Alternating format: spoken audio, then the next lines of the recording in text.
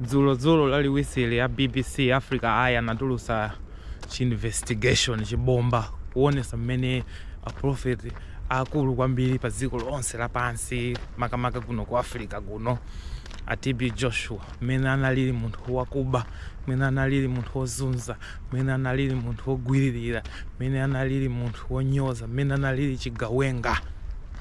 Koma ndisanayambe kukamba zimene ya BBC yavundukula timve kaye zimene a prophet akulu kwambiri ku Malawi kuno ndi kumwera kwa Africa kuno bwana Bushiri ananenapo za bambo wao TB Joshua.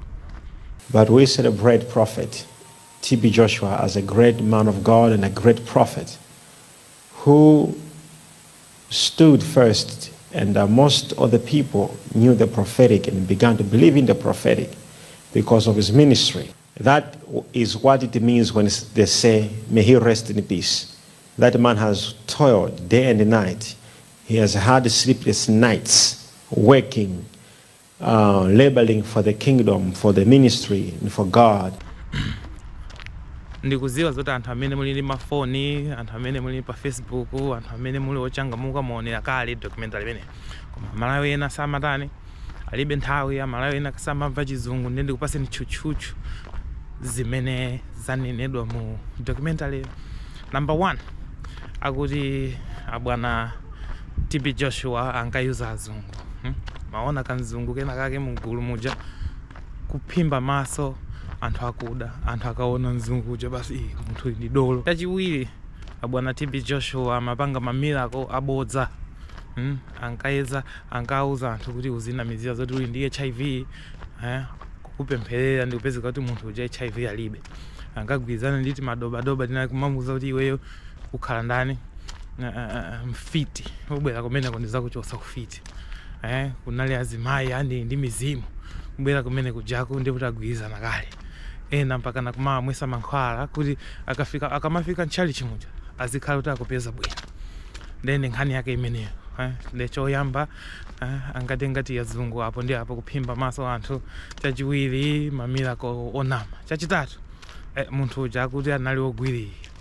Akuti ankanyenga azimayi makamaka ma virgin toti tiasikana iti tayoneko iti. Amatha kunyenga azimayi mwina ka4 pa week. Anali ndi chipinda chake pamwamba pachani pachali chake. Sankakhala ndi mkazi wake ndiyo amakhala kumene anali ndi anyamata ake, ana adadi. Ndiye amakapeza chani tiasikana tosatha msinkhu ndiyo tatilowesa ntchali chimuja ndikuti thira batire. Akati thira batire ndiyo sitinganene timaopa ndiyo kuti ena kuopsezedwa. Anali ndi zimagadi kumene kozoti zimatha kuombera mfuti anthu akapita kumene kukafunsa mafunso or kukajambula. Ndi zimene zozo choyamba ankayuza azungu. Chachiwiri mamiracle abodza. Chachitatu ogwiririra. Chachinayi munthu uyo ankagwiritsa ntchito kupereka ndalama kwa anthu osauka kuti aziphimba maso anthu kuti asadziwe zoti munthu weniweni ndi wa mtundu wanje. Ndi zimene ankachita TB Joshua. Akapereka timpunga uko ndikuti uku akupanga dzindalama anthu akamachoka ku Europe kubwera kuzapemba mamiracle kumene ndiyoti akufula zindalama zambirimbiri. Uku akulemera, uku akuphimba maso kuti ndi chani ndi munthu wina wake othandiza osauka. Koma pasi pa mtima akuti chinali Chigawenga. Akuti munthu uyu anali nditi anthu timene ankatisunga ngati ma prisoners. Ndikuti pamene popo mutchali chimwakemo analibenso kopita. Ndiyoti amenewo amatha kumenyedwa ndi makofi, kumenyedwa ndi zikwapo mmene afunira. Ena mpaka nakamagwirira amachita kugwiritsa ntchito zinthu zitsulo zimitengo chani. Akuti bwana TB Joshua anali ena ake odabwisa kwambiri. Kumavala panti oyera, kumathiramo uchi mmene momwe zidzimba. Munthu wina wake oti basi angakhulupirire zoti iye ndi wina wake.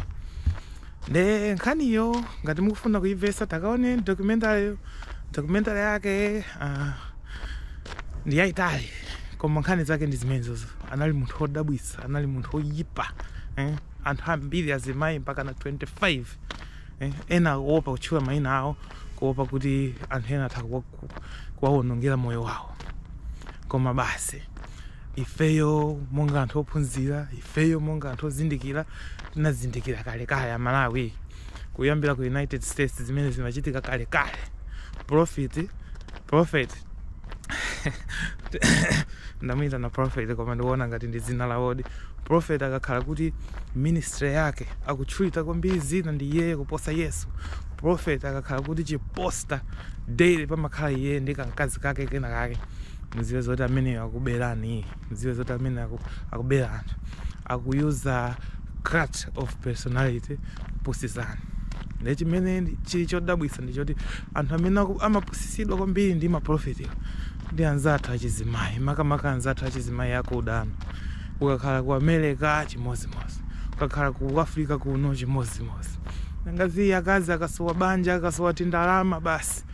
Akamaona ngati kuti ineyo sopanopa ndi sine wokongola chane, akasowa kopita ndi kuti maprofeti ndi zimene amakonda zimene zibwerani kuno.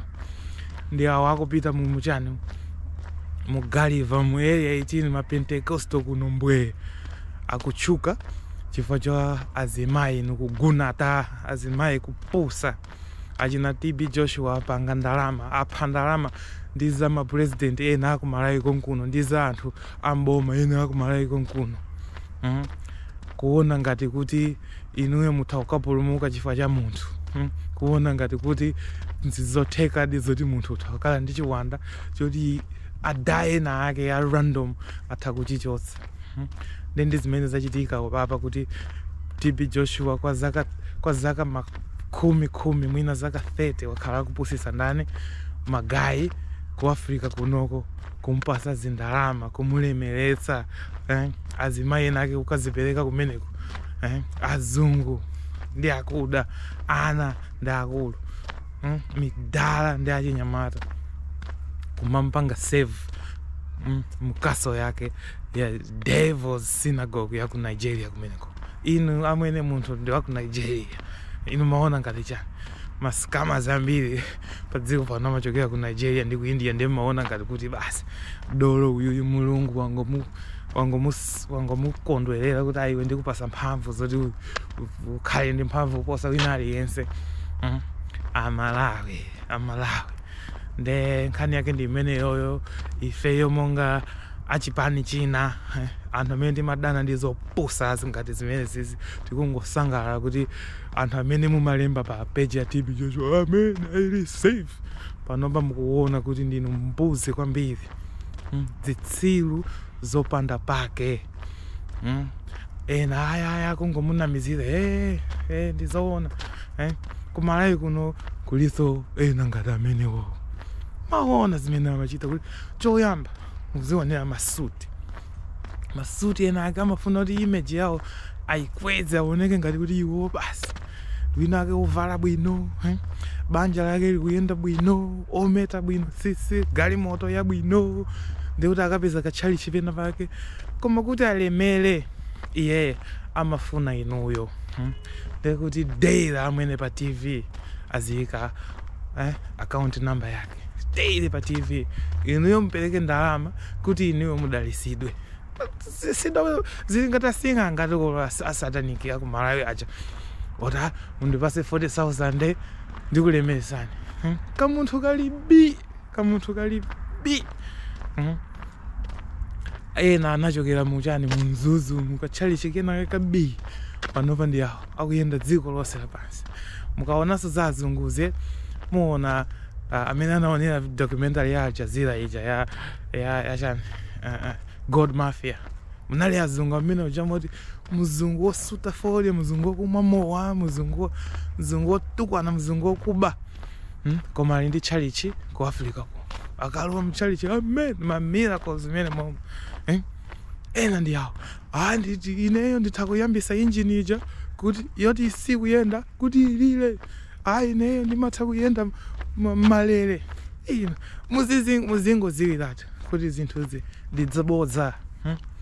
kodi inu za mizimu za ziwandazi kodi zinachokera kutiko zinachokera kutiko ifeyo monga china moto mbaya ziwanda zathu zili kutiko ati ndinaonera nthawi imeneyo TB Joshua akuwawasa kanzimayi keneka ndi chiwanda chachani chokudya mpunga ukukuta chimene ndi chiwanda chani munthu kumadandaula basi kumene kukuta munthu kugwa pansi chani ziwanda amene ndikuti kunoko amene ndimakhala kunja ku Europe azungu alibe ziwanda kodi ma Chinese ma Japanese wasewa ma Indians 1 billion ziwanda zawo zili kutiko kodi chifukwa chani ku Malawi ziwanda zimangopezeka ndi azimayi chifukwa chani ziwanda zimapezeka ndi anzathu osaphunzira bwinoni chifukwa chani ziwanda zimapezeka ndi anzathu mbuli ino mapita kumene kukagwa kukhanyula chani muli ndi chiwanda ichi muli ndi chiwanda iyayi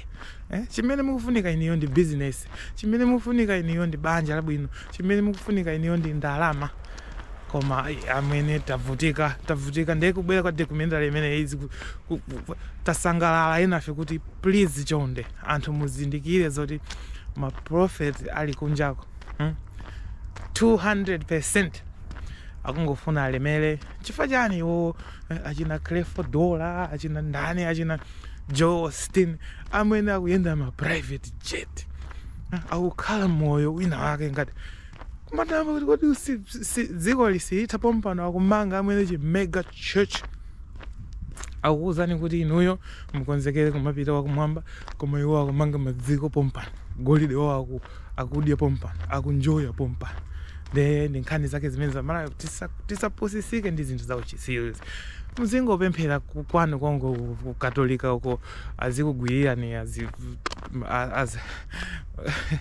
azibambo paja ku Katolika kuli magay amathamangira kumene koko kumakachinda anyamata kumene koko sindikunena nkhamba kamwe ayi ndi research amwene akatolika ndi amene agwirira anyamata kopsa even awa maprofeti wakuchepa akumagwirira ndi achani azimayi amvana achani ndi manani omwe manani amati chani azimayi amavala kuti atagwiridwa kumene kwakuperekedwa mimba kumene even ku Vatican komwe kuja anthu akuonera pono kumene chimene chimavuta ndichoti mmaona ngati kuti mukapemphera mumapemba anthu mumafuna mpembe anthu aliyense ndi munthu amwene ali ndi zofunikira zake munthu amafuna sex munthu amafuna chakudya munthu amafuna akondedwe munthu amafuna aonedwe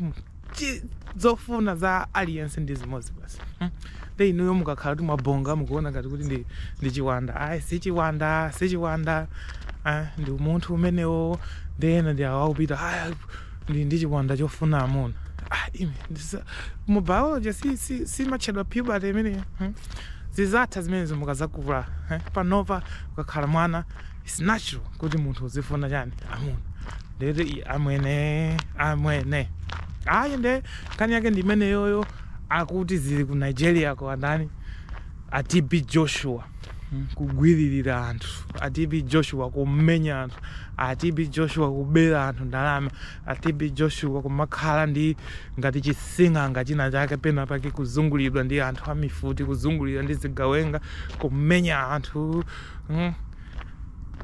ndikumaona ngati kuti ndi bwana prophet enake anthu amaitana adadi kodi za adadi izi munazimvaso kuti kuno aziwaitana adadi nditi azimayi kumene komboe amwene tiyeni tikule amwene tiyeni tizindikire zoti azibusa ambiri angofuna kupanga chani panga ndalama sangapange business analephera pa moyo uwu ndi amapita kumene kukabisala anthu ena amapita ku Katolika chifukwa choti ndi magayi ndi amakapeza pena pake pobisalira pabwino munthu sangafunse kuti kodi iweyo ukuvala dress daily chifukwa chani munthu sangafunse kuti inuyo chifukwa chani mafuna muzikhala ndi ana amuna pafupi chonchi kuli anthu okonda kupanga chigololo ndi ana kumene kuma pedophiles ndi achalichi tikukhulupirira kuti panopa zakuonekirani tikukhulupirira kuti anthu ozindikirano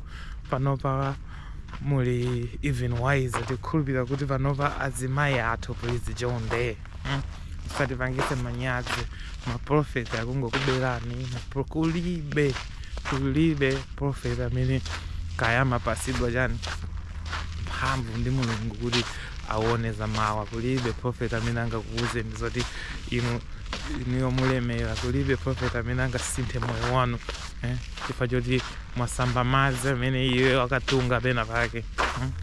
Mukutipangisa manyazi ndipo zochitisa ndi uchitsiru wa mtundu wapatali kwambiri. Ku Malawi ndi zimene zimachitika zoti kumabwera kamunthu kenaye kupemphera ngati achakwera. Anthu amaona ngati God fearing man. Munthu wopa mulungu anali m'busa tiye timpase president mwina zisintha. Zili ngati zijazi zomaona ngati professor wa economics. Kubwera munthu kuwononga ziko kuba. Mukaona ku Malawi munthu amafuna aone munthu inake ali ndi mzimayi pambalipa ndi wopemphera amapita ku church pa Sunday. Koma ineyo amene kukulira ku Malawi kwanga ndimadziwa zoti anthu amene anali wopsa kwambiri, anthu omana kwambiri, anthu oyipa kwambiri amene ankapita ku church. Pita ukaonera video kwawo adeka yaocha dzimisane. Mukapita kwawo ndioti simkadya kumene koma ku church osamatani osamaphonya. Ndipo achalichi namwene munati mumawawasa amene munthu akamwalira ndikuti mubwera pamene popo to have the family at ransom. Amaliro anuwa sikukhala munthu woyankhula, sikukhala chaucha chifukwa choti sankapita ku chalichi. Azipita ku chalichi azikalipira ndikuti kumene koko kumachinjiri ndikuti kwamangira abusa chinyumba amwene ndikuti mayi wabusa amwene ndi mapanti omwe amagula ndi azimayi. Kuli madera ena kumudzi mwezi uliwonse amene amanyamula zakudya akatula kwa abusa. Basi abusa kodi ntchito yawo ndi chani? Bible ngati inuyo simumatha kuwerenga Bible imati chani? Konda nzako amene umazikondera iwewo pa mulungu. Usakhumbire mkazi wa eni, usapembedze mafano. Ma 10 commandments tonse tikuwadziwa. Koma umaona ngati kuti pakati pa inuyo ndi mulungu pakuyena akhala zodolo wina ake kuti ndi wozindikira kwambiri. Kuzindikira kwake sikudziwa zoti kunachokera kutiko. Munthu uyoyo na akuwuzeni kuti inuyo muyena kupanga chakuti mundipase 50,000 imeneyo yamwene mulemera. Ndikumabezeka kuti amene kuli anthu a business ophunzira ena ake kupita kumeneko kwapereka ndalama zinthu. Umaona ngati kuti basi adalisitu mapeto ake chimozimozi. Anthu osapita ku chalichi, anthu opita ku chalichi miyoyo ndiyofana. Zili ngati ku university. Iweyo ngati sikuwerenga ukungopemphera ulakwa. Ngati ukungowerenga sikupemphera ukhoza. Ngati ukuwerenga ndikupemphera ukhoza. Ndipo pamene bobo equation imene mumadziwa zoti kuchosera kwake ndi chotani. Mutha kuchosapo kupemphera munthu ukhoza be. Moyo ndi chimozimozi. Mafunika uzingokhala munthu wabwino. Kuli zigawenga zopemphera. Kuli zigawenga zosapemphera. Yesu mukungotinamiza nayo amalawi kuti muzibisala kumene koko. Amwene function iliyonse ya boma imayamba ndi pemphero. Olokaya anthu pomaliza anthu atukwanana, pomaliza anthu amenyana. Koma sitimayiwala amalawi kupemphera. Chikuonesa kuti tikungopanga zimene zingati procedure, ngati routine. Mulibe chikhulupiriro chenicheni. Mungofuna muzingophimba anthu. Ndi zimene angapanga Bwana TB Joshua amene mumalemekeza ngati mulungu wa padziko panoyo. Na amene wawa lero zikuoneka kuti anali munthu ogwirilira, anali Chigawenga, anali munthu owopsa, munthu onama, scammer, just like another Nigerian scum of the earth. So timaliza choncho apopo ndi kunena kuti katakaonenga documentary ka BBC kama kandi imene yoyo you TB Joshua or the fucking shit. Dine bright mhango ndimapanga ndi video tanga titimi tambiri aba ndikuziwa zoti anthu a church kumene kwa kulavula. Akulavula how dare you? Anthu ena ndio unfollow chinchithiri. zikuonesa kuti inuyo mmasatira munthu simmasatira Yesu. Zikuonesa kuti inuyo kuganiza kwanu ndikopewera pang'ono. Maona ngati kuti kulemba Facebook kuti ayireceive ndiyati basi Mulungu aziwerenga Facebook we. Amene amati Mulungu amamva kalikonse amaona chilichonse. Kungoganiza kuti ine amene ndikufunika moyo wabwino. Mese Mulungu amaona maganizo. Ndiyo kuti pamene sanaone, sanamve. Koma ndi chifukwa chani mmafuna mulalate, chifukwa chani mmafuna mmenye tebulo, chifukwa chani mmafuna mpite kuphiri, chifukwa chani mmafuna mudikire mpaka na 3 AM, chifukwa chani mmafuna mpemphere usiku wonse amene Yesu kumugira pakhosi kuti akudaliseni. Ndi kupemphera kwa mtundu wanu. Amene dziko ilili anthu akuda tinatemberedwa koopsa. Sitikuziwa zoti zinachokera patipo. Aliyense pa dziko panopa, even amene anatibweresera Yesu kunoko, amapita ku church ukayimba tinyimbo tinake tapalo. What a friend we have in Jesus. Basi kumaliza ka service kamene kaja 30 minutes mabwera ku deni to be with family, a good Sunday meal, kaona nzao, do some charity works, be a good person. Koma kunoko anthu akuda mwe service amwene mpaka na 4 PM kupita katatu ku church. Azimayi muchitawira ndipo timanena izizi muchitawira ndi mzingo wangu. On a Monday, pa Monday vaja amwene azimayi pakala kupita kumpakati. Anthu nthawi yogwira ntchito, nthawi ya business, anthu avala ma uniform kapemphera. Munthu 3 AM wadzuka akapemphera kuti chani akufuna banja. Munthu 3 AM akuzuka akapemphera akufuna ntchito. Ndi anthu akuda okatekapita ku chalichi kujende kuti iweyo uoneke kuti uli pamwamba kwambiri pa zinthuzi. Ndikuti ulire kwambiri, ukuwe kwambiri, ujowe kwambiri. Ndikuti anthu aziona ngati chani awa wadi ndi mzimu, awa ndi woyera. Ife timadziwa zoti mukunama, ife timadziwa zoti mukungotani mungotiphimba maso. Chimene mukufuna inuyo mufuna mzinamiza anthu kuti inuyo nde muli hole kwambiri, koma muli stupid chabe, mitiona apa. Chokani apa. Ndine Bright Mhango ndandina kale. Deuces.